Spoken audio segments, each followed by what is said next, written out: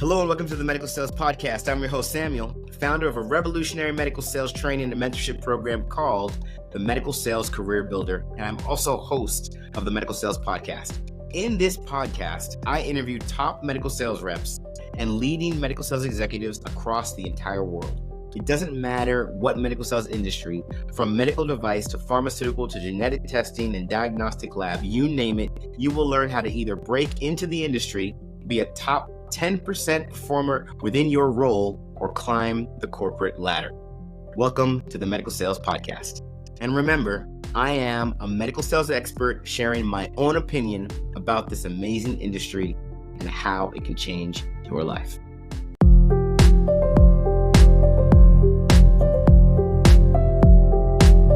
Hello and welcome to the Medical Sales Podcast. I'm your host, Samuel, and today we have another special guest, and he goes by the name of Jerome Pinson. So who is Jerome? Jerome is a medical sales professional in the vaccine space. Now, the vaccine space is a bit unique, but I am not going to tell you a single thing because you got to listen to this episode. Vaccines is a very interesting field, and it's a field that anyone listening that wants to enter medical sales can be a part of. So you want to listen because this episode is going to give you the details to see if this is the field for you. As always, we do our best to bring you guests that are doing things differently in the medical sales space. So I really do hope you enjoy this interview. Hey, Jerome, how are we doing today? I'm well. How about yourself, sir? Fantastic. No complaints. So, Jerome, why don't you tell us who you are and what you do? Yeah, so my name is Jerome Pinson. I'm based out of Birmingham, Alabama. I currently work for a company called CSL Seqirus, and we are a global influenza vaccine leader in the market, both worldwide and North America. Got it. So let's talk about it. I don't think vaccines is talked about enough because, we talk about medical device sales, we talk about pharmaceuticals, we talk about diagnostic testing sales, even genetic testing sales, but vaccines kind of has its own, I kind of look at it like it has its own little space in the pharma world, but it's still differentiated enough from traditional pharma to get its own conversation. Talk to us a little bit about what is vaccines? What is someone in that role responsible for? What are you doing? So it means a lot of things. So especially within the influenza space, influenza kills. So what we do each and every day is out there trying to make sure patients are aware that, the influenza virus is coming up and, the best way for prevention against the disease is through vaccination. We're also delivering clinical value to the providers to make sure they're geared up for their vaccination programs because it's a very small window from November to really April is when we try to vaccinate as many people as possible in the influenza space. So it's important that we get in front of the customers. They're prepared. So once the products start receiving, they can start administering those doses to their patients. Got it. So who are the people you're calling on? So primarily, I call on 5 buckets of business. So we call on IDN networks, which is integrated delivery network systems. So think about your large hospital systems, and they typically own other physician offices. They vaccinate employees, things like that. When we're calling on those, we're calling on pharmacy directors, infectious disease directors. We're calling on procurement and pharmacy buyers. We're also calling on employee health. That's one piece of it. The other piece of it is called FQHC, which is Federally Qualified Health Centers. These are typically found in the rural parts of the state. They get grant money from the state to support their business, but they're run typically like a private practice. They're driven, the same way any other hospital or family physician's driven. And then the other one is pediatrics. This is something new that we've relatively gotten into over the last couple of years with our new age indication. So what we're seeing there is, a lot of big multi-doc offices that maybe own multiple site locations. And then we're also calling on family physicians, primary care physicians, and then also what they call multi-specialty clinics. And what that is where you have cardio, rheumatology, family care, pediatrics, all under one building. Got it. So, I think you're saying a lot of terms that listeners that I'm sure our listeners are like, interesting. What? So why don't we do it this way? Go through the day-to-day. I would love to hear what does your day look like? And take us before the day, even to the pre-call planning stage of things. Yeah. What are you preparing for going into the day? When does it start? What are you doing throughout the day, all the way to the end of the day? So I typically plan my schedule out 2 weeks in advance, and that's typically built around pre-planned appointments that I've already scheduled with providers, and then I'll build my day around that. So when I get up, I'm hitting the road by 7:30, 8 o'clock in the morning, and then I usually schedule my first appointments around 9 or 10 a.m. And then the way I kind of cluster all of my key accounts together, and then I will literally start with my appointment and work my way out. And that, like I said, that can include it can include hospital systems, it can include multi-specialty clinics, pediatric offices, family physicians. And based on what type of provider I'm discussing with, depends on how deep I go into the clinical. If I'm speaking with, just say, an office manager, I'm not going to get too far in the weeds with the clinical value. I'm going to give them a high level overview and present the business value and find out, what it looks like in their practice. When do they order? How do they order? What buying groups are they part of? Things like that. So it's a lot of pre-call planning. You really need to know your customers. And that requires just getting out there and asking some really good questions to understand what makes them tick, what's important to them. Sure. Mhm. So with the people that you're calling on, who is the most weighted decision maker? Typically the owner. So especially in the pediatric space, office managers can give you some really valuable information. The vaccine coordinators can give you some valuable information. But in the pediatric space, the owner of that clinic is going to make that final decision whether they want to use your product or a competitor product. So that's the ultimate decision maker, and who you really need to get in front of to gain some business. So you mentioned owner, right? And when it comes to owner, that can mean a lot of different things, because a private practice physician is the owner, but a physician that works for a medical group, what about them? A physician that works for a Kaiser or an Optum, what Yeah. about them? Yeah. So how do you work with those types of groups? What talk So to me about that? yeah, no, that's a great question. And typically that's what we call a total office call approach, where it's going to require multiple contacts, multiple appointments with different stakeholders within the organization. So let's take a big system like a Kaiser or something like that. You're going to typically start with the pharmacy director. They're going to be able to, because they're going to handle all the ordering, they're going to make the decision. But then you've got to get buy-in from not only the pharmacy director staff, but you're going to have to get buy-in from the CEO, the CFO, because you got to imagine if they're typically ordering something that costs $18 and they go to order something that's $24 a piece. You're going to have to get financials involved. They're going to have to allocate those additional funds if they see the clinical value in it. Then you're calling on employee health, because a lot of the vaccinations the hospital systems do are with their employees. The last thing they want them to do is get sick, especially during peak holiday season, things like that we're going through right now. And then also infectious disease, because a lot of what we do with is a disease. So delivering that clinical message to those key stakeholders as well is incredibly important. I believe it. I believe it. Okay. So going back into your day, when does your day typically end? Friday at 5 o'clock if I'm lucky. Right at 5 o'clock, if I'm lucky. And That's then, right. would you say there's work that you're bringing home, or would you say the day ends at 5 and when you get home, you got not a lot of work to think about? Well, I think it goes back to really good pre-call planning and being organized while you're in the field. There's only so many hours in a day that you're actually in the field. So if you're productive in the field and you allocate that time, because there's a lot of admin work that still needs to be done. You still got to do your expense reports, Mhm, submit your call notes. mhm, You still have to. I type up a weekly field report that I put together for my manager so mhm. he can see how the week went.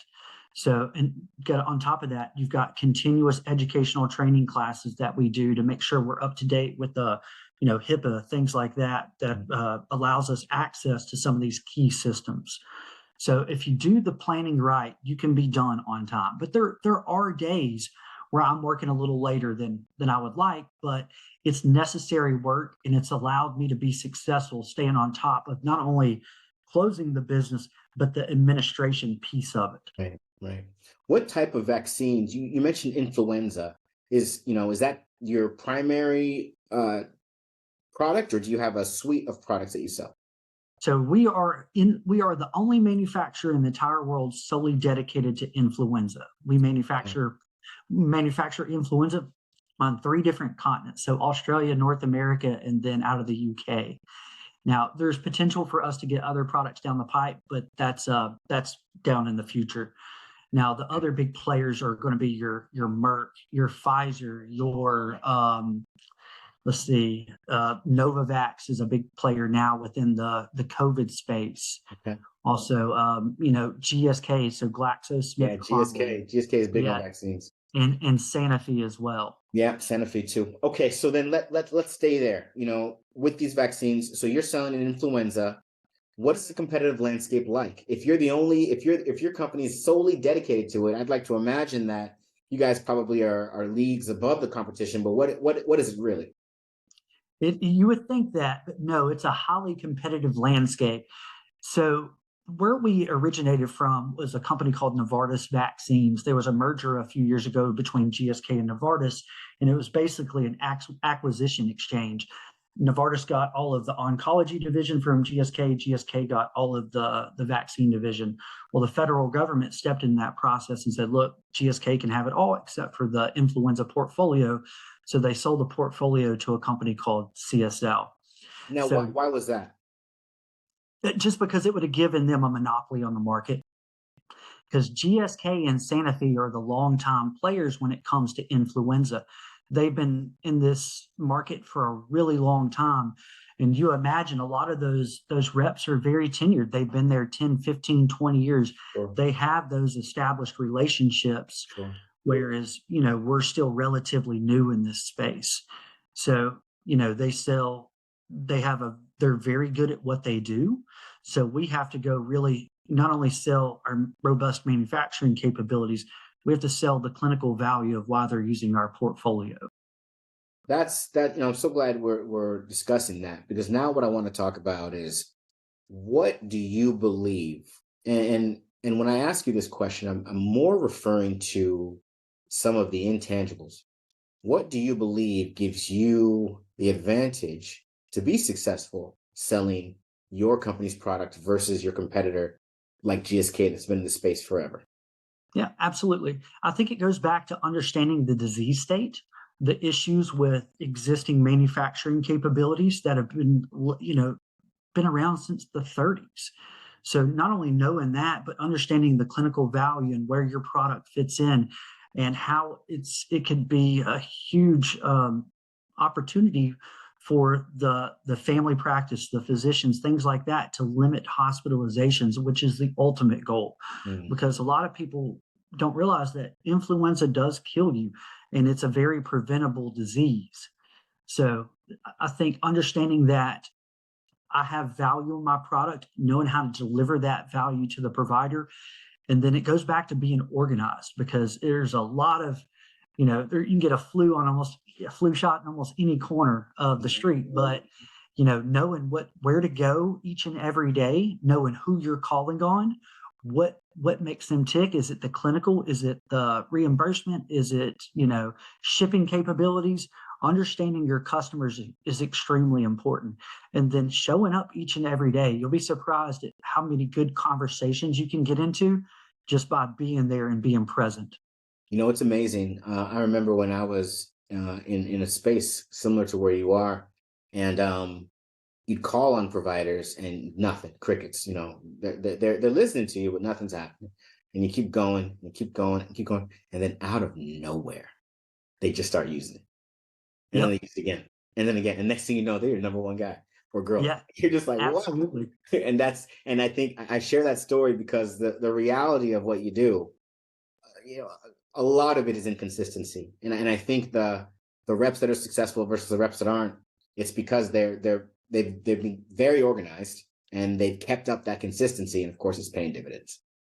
Well, and that's right. And you come in with some really good questions, and I'm talking good questions, not questions that you already know the answer to. If you ask questions, it will create a two-way dialogue. I've been in multiple calls where I plan for a 30-second call, a 3-minute call, and a 30-minute call, and I get 15 seconds, ask some really good questions, and it turns into a 30-minute call. That's nice. So coming in with the right questions and really trying to understand their business and their business needs. I love it. Okay, so give us the promotion, the pitch. Why should any of us listening want to be in vaccine medical sales? Well, listen, I've been in pharma. Pharma for me, and this is just a personal opinion, it was a lot of redundancy. You're showing up to the same clinics every 2 weeks. You're delivering that same message over and over. And, you're lucky enough if you get with an organization in pharma that has a robust pipeline where you're continuing launching products. But once it becomes stagnant, it's very stagnant. And you, like I said, you're delivering that same message. I got what I called message fatigue. So, but vaccines has been the most fascinating place I've ever worked in. It's constantly keeping me on my toes. I'm constantly having to stay up to date with what the CDC saying around influenza, looking at the Southern Hemisphere data, the Northern Hemisphere data, looking at, how many hospitalization rates, things like that. So it's definitely kept me on my toes, and no two calls are really the same, which is what I truly love. And then, we're constantly reevaluating targets, alignments, things like that. So I may lose a target, but I picked up one that I really didn't know was a player in the market space. So it's definitely a fun place to be. And one of the most valuable things that I've found is the stability with it. As you know, you've been in pharma. Yeah, as you've been in pharma, and if you lose an indication or a product that you're supposed to acquire doesn't come through, it's often that they can the whole sales force, and it happens on a Friday before a holiday. And I've been in that position. What's interesting about vaccines is they're not going anywhere, especially the influenza space, and it's given me stability, especially through during the COVID pandemic, when a lot of companies were laying off a huge swath of their sales force. We were going strong and doing better than ever and continuing to show profitability. So having job security is extremely important in the vaccine space. It offers that. A lot of the legacy folks within my organization are 15, 20 plus years with GSK and came over here for a good opportunity. Wow, that's fantastic.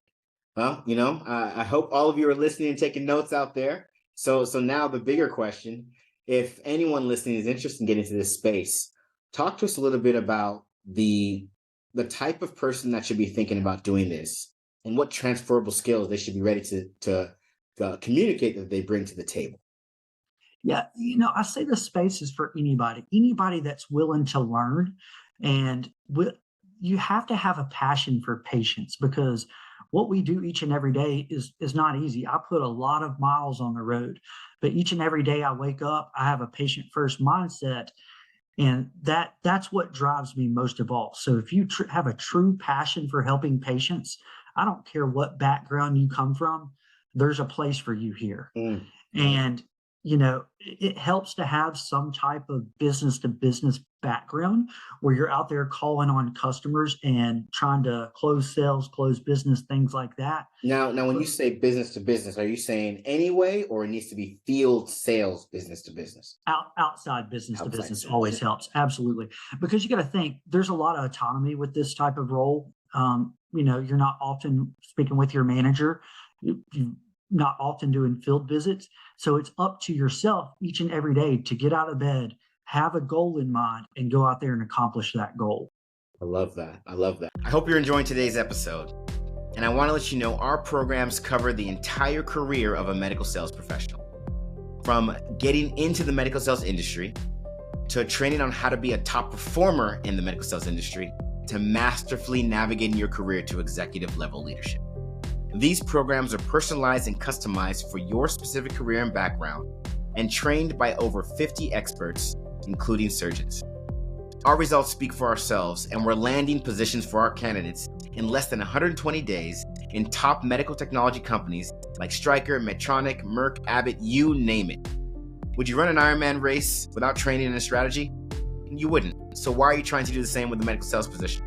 You need training, you need a strategy, and you need to visit evolveyoursuccess.com, fill out the application, schedule some time with one of our account executives, and let's get you into the position that you've always dreamed of. So, I always ask this question, and I want to ask it because I think this is the first time on this show that we're talking about vaccines.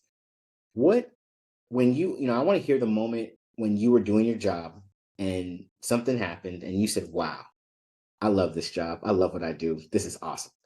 Give us the event that ever gave you that insight. Yeah, so it'll go back to when I originally started. I was in a long time competitor account. It was a huge opportunity for me and my organization. And it's a very tough access place with gatekeepers left and right. Sure. Well, just a lot of persistence. I was able to get the key meeting with the nurse manager there and started having some clinical dialogue. Like I said, they're a long-time competitor user, but I really focused in on the clinical value associated with my portfolio. Then I was able to get some assistance with my MSL team, so my medical science liaisons. And then that meeting led to another meeting with the owner of the clinic.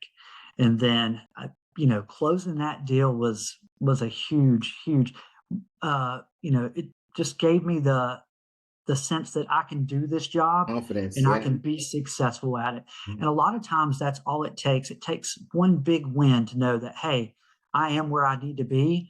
And if I continue to work on the things that I've been coached on, I'm going to be successful here.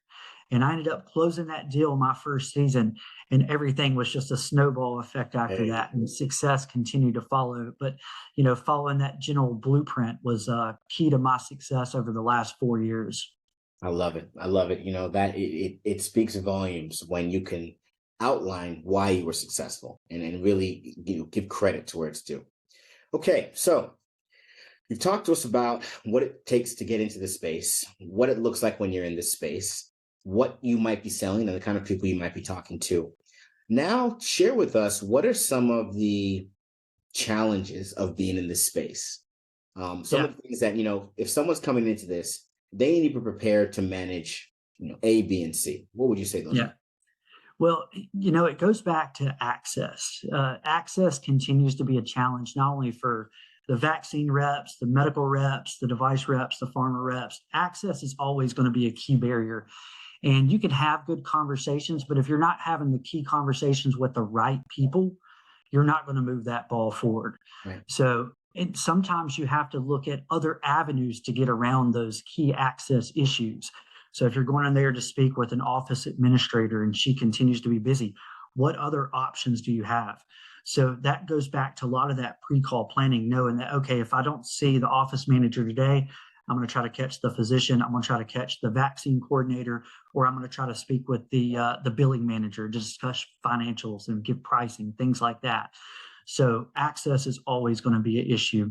And then also, the competitive landscape. It's, there's a lot of legacy reps who've been in this for a very long time that have established those relationships long before I came.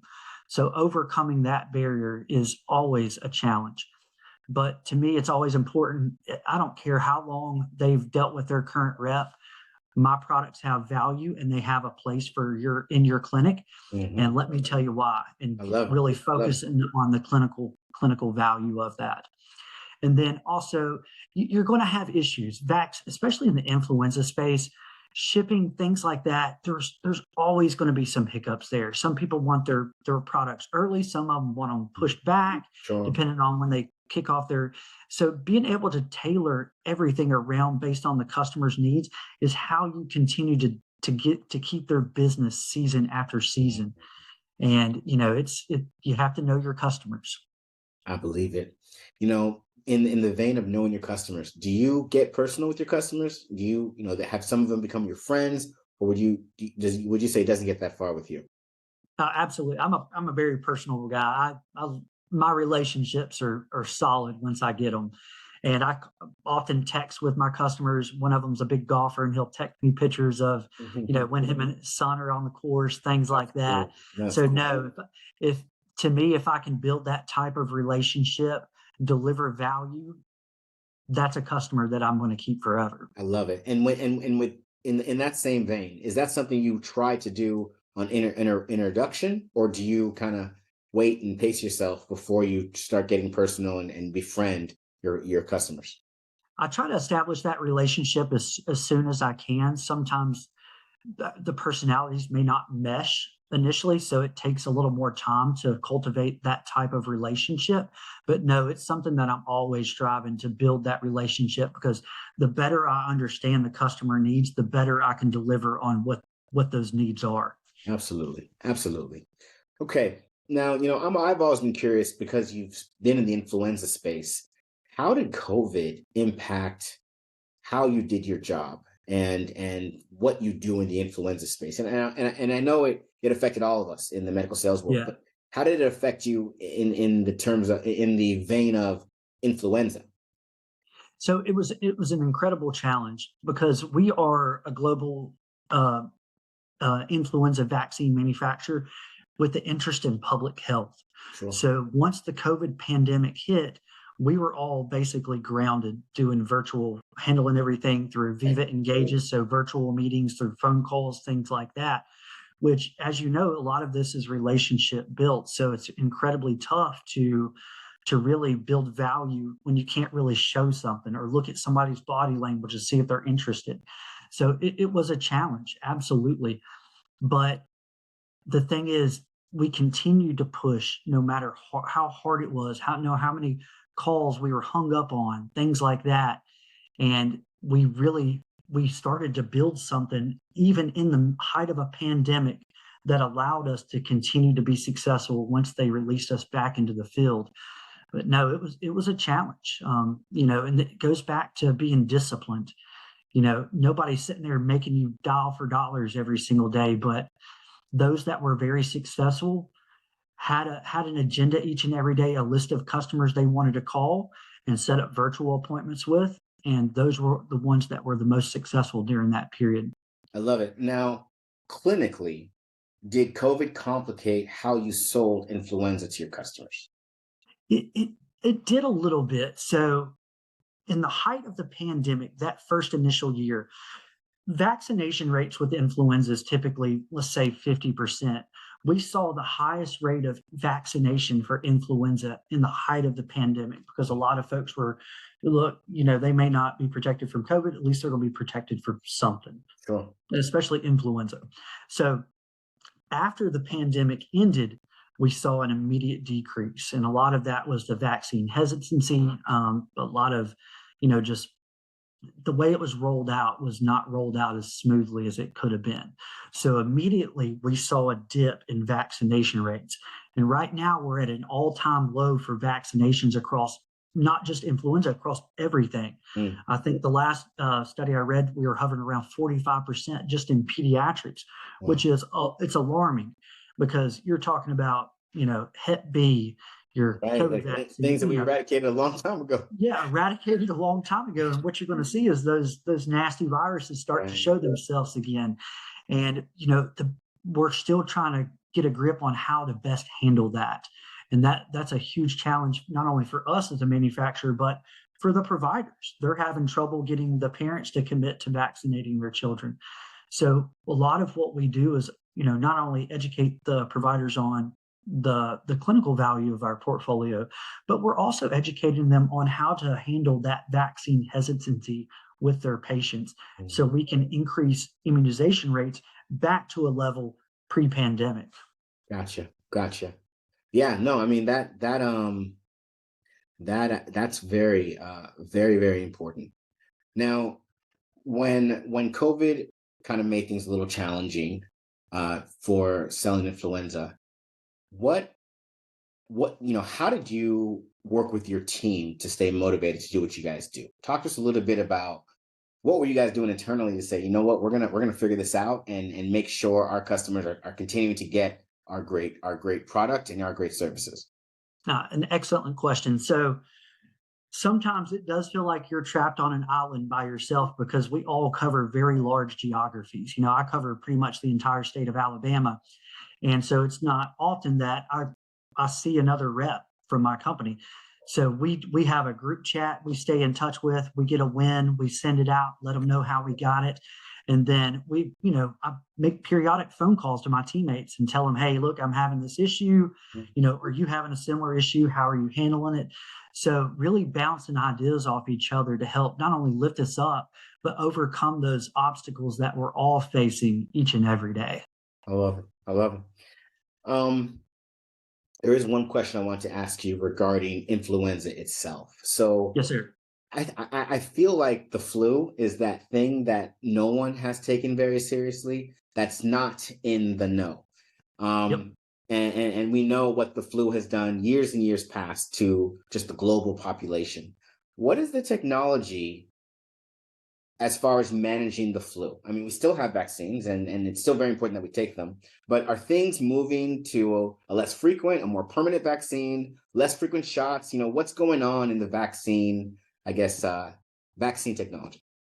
Well, there's a lot of interesting biotechs that are on the horizon, uh, especially like let's go back to COVID, the mRNA. mRNA has been around a really long time. So it's not necessarily a newer biotech, but there's some newer mRNA technology coming to the market that could allow some easier co-administration, let's say with a COVID or a flu vaccine. We're probably several seasons out on something like that. Anytime a vaccine is launched, it's got copious amounts of data to support the clinical value.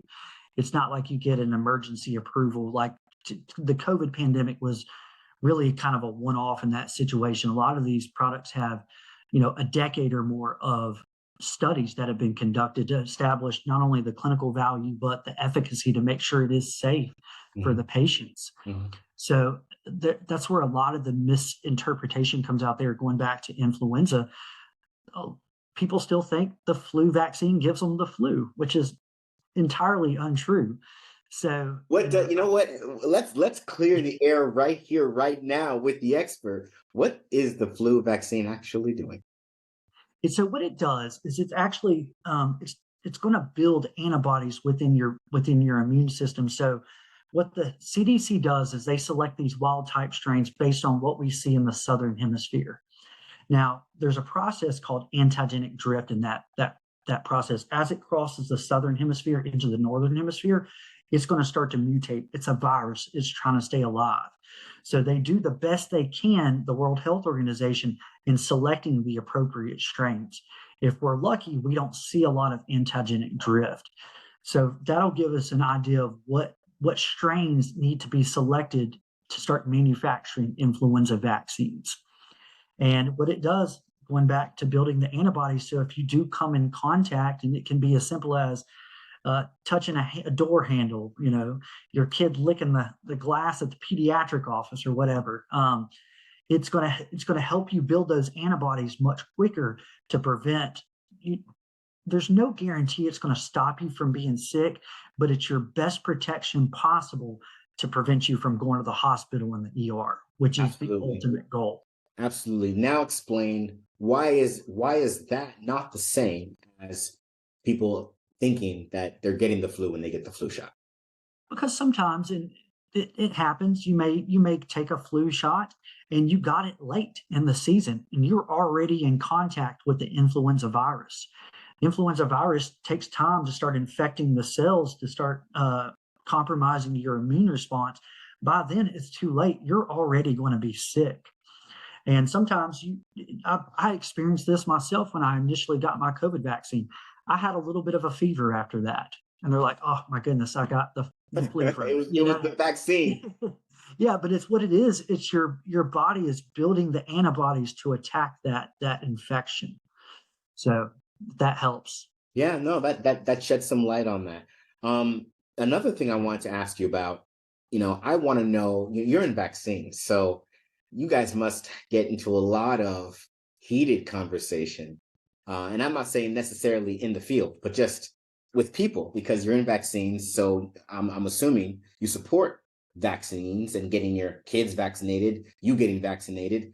But now we have this population of people that are saying this should all stop. We should not be getting vaccinated the way we're getting vaccinated. Vaccines are actually dangerous, so on and so forth.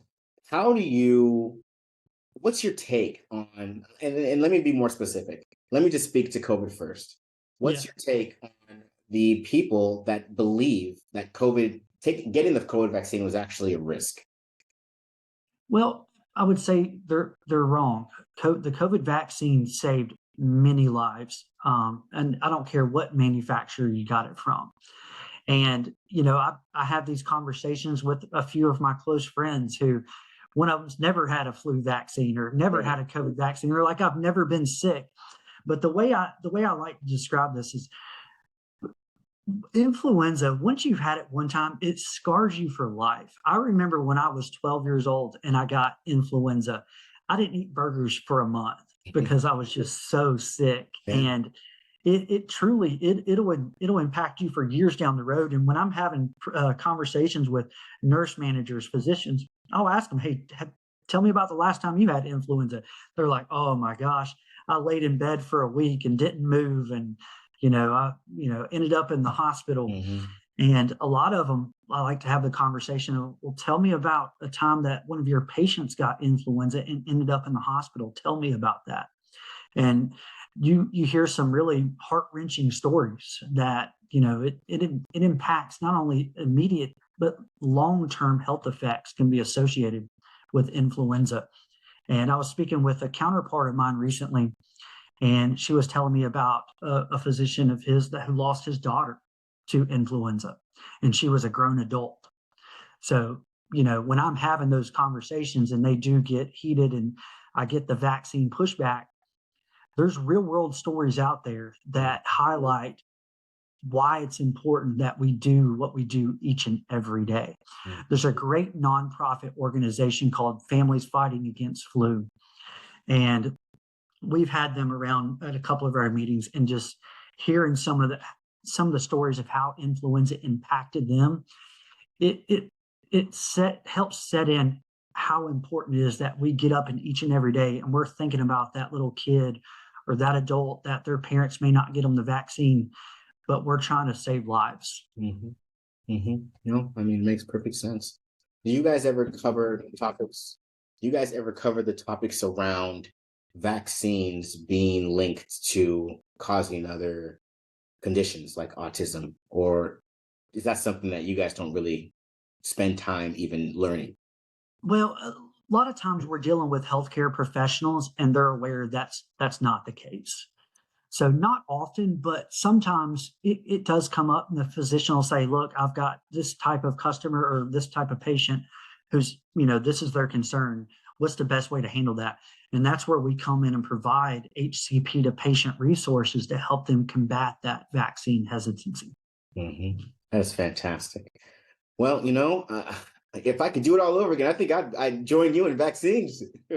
Yeah, listen, I've had a blast here. I plan on not, I'm not going anywhere. This has been an incredible opportunity. And if anybody's interested in this space, I definitely encourage them to explore it, because there's some really good companies out there with some true state of the art biotech. And I think, as we continue to expand those manufacturing capabilities, there's going to be some really cool stuff coming to the market. Oh, that's exciting. That's exciting. I know Yeah. better than to ask you what they are, but that is exciting. Um, Yeah. yeah. So, Jerome, how can people find you? Yeah, I'm on LinkedIn. Just type in Jerome Pinson, Jerome, last name Pinson, Pinson. And there's not too many Jerome Pinsons floating on LinkedIn, so it should be relatively easy. And then, yeah, reach out to me on LinkedIn, send me a message. I'm here to answer questions and help support anybody willing to listen to me. I love it. I love it. Okay. This was fantastic time we spent, Jerome. Thank you so much for educating us on the Yes, vaccine sir. space.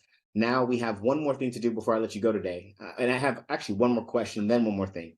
Of How do course. you make it work? Talk to us about the family life. Are you Jerome on his own, just doing this? Jerome with kids? Jerome with married? How do you make it all work? Be the successful Yeah. vaccine rep with a social life. So I am married. I have a beautiful wife and a beautiful 8-year-old, actually just turned 9-year-old little Hey, girl today. So happy happy birthday, belated Neely. today. Today is her Oh, send her a birthday. happy birthday. Yeah, Oh, that's I awesome. sure will. So, no, it's incredibly important. It's easy to get consumed with your work, to have that work-life balance. And that's one thing really great about working in this space is if you need some time off to work on mental health or take a vacation with your family, those opportunities are there. So I make sure when I get home at 5 o'clock and I wrap up my work, that's my family time. And on the weekends, I'm spending it with my little girl or hanging out with my wife if my little girl's with the grandma or whatever. So you have to make time for the Yeah, family. I couldn't agree with you more. All right, you ready for the next thing? Of course, bring it on. This is the lightning round. I'm going to ask you 4 questions. You have less than 10 seconds to answer. Okay. All right, Jerome, first question is, what is the best book you've read in the last 6 months? The Challenger book. It's really because I'm an amiable guy and I build relationships, but it's taught me to approach sales a little differently. So great book. That is so awesome. What I love about what you just said is that your first time reading it? Now I've read it once before, but I went back and reread it in the last 2 months. You hear that, everybody? A seasoned professional is rereading The Challenger Sale. That's one of the books I also champion people to read that are interested in medical sales. And the fact that you go back and reread it and you're already performing and doing your thing speaks volumes. So I'm so glad you shared that. Now, what about this question? What is the best TV show or movie you've seen in the last 6 months? Oh, TV show. I'm gonna have to go. I'm a Seinfeld guy. Classic 90s sitcom. I can put it on, hang out with my wife while we're getting ready for bed, and it's just a great way to catch a laugh. That's cool. Very cool. And then what's the best meal you've had in the last 6 months? Oh man, just got back from the beach and I had a lobster meal that was phenomenal with some blue crab on top. Okay, you can't drop that and not give us the restaurant and the item. I mean, I asked you for a reason because at some point we're gonna take you up on this. So, what was the restaurant and what is the item? So I was at the Wyndham Resort in Orlando, Florida. I'd just taken my family to Disney World, and I was actually at a work meeting, so we stayed a couple of extra days after. And the restaurant was in the Wyndham Resort, and it was phenomenal. So if you go to the Wyndham, their restaurant that's in-house is excellent. So it doesn't have a name. It's just called the Wyndham Resort Restaurant. I forget the exact name of it, but it's in the actual resort. Okay, the only one in the resort. It's the Wyndham Orlando Bonnet Creek Resort. Okay. Yeah, excellent. Noted. Excellent restaurant. Noted. Thank you. And then last question, what's the best experience you've had in the last 6 months? 6 months is watching my kid go through 3rd grade. I'm just going to say it goes back to being a family man. It's very interesting to see them go from being a kindergartner to actually starting to learn, to read, to do math, just the simple things that we do often every day. Watching her grow and learn it's a blessing, and it's one of the great things about being a father. Hey, you know what? That's awesome. My little one is in 3rd grade and he's coming to a close. So it is a time.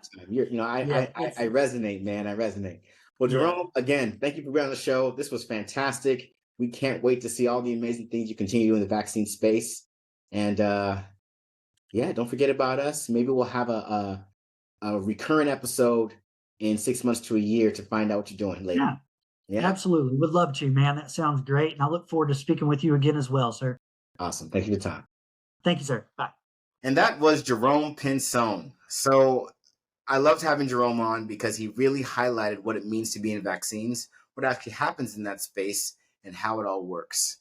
You already know what I'm going to say. If this is a field you want to be in or anything like it, or you just listen to these episodes because you want to be a medical sales professional, stop denying yourself the opportunity to make it happen as fast as possible.